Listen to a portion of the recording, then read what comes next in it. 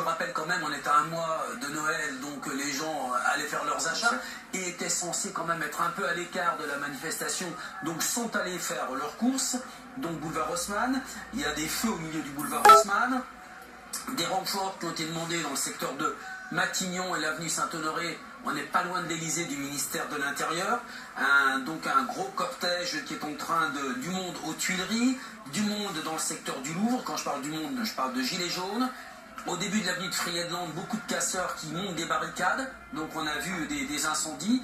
Un gros cortège qui remonte l'avenue Georges V en direction des Champs-Élysées. Tous ces gens portent des gilets jaunes et le problème c'est de différencier les uns des autres.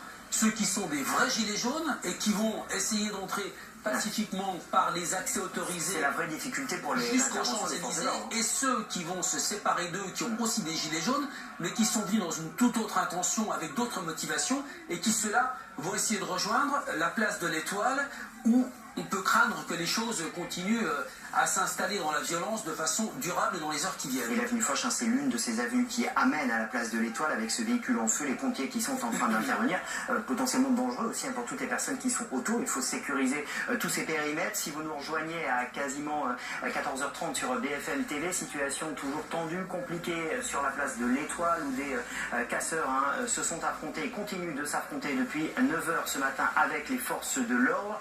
Les Champs-Élysées, vous le savez, il y a ce système de barrage filtrant organisé par les forces de l'ordre pour y laisser entrer des gens qui acceptent d'ouvrir leur sac à dos, de montrer ce qu'ils ont, de montrer leur papier d'identité. Difficile pour l'heure, visiblement, d'y accéder, ce qui donne, ce que nous disait Dominique, des groupes de gilets jaunes un peu partout dans la capitale et des violences dans différents endroits de la capitale. On va aller, place de l'Étoile, retrouver Guillaume Bertrand, l'un des envoyés spéciaux de BFM TV. Guillaume, quelle est la situation place de l'Étoile? On voit que sur l'avenue Hoche, il y avait cette voiture en feu. Qu'en est-il au niveau de la place de l'Étoile?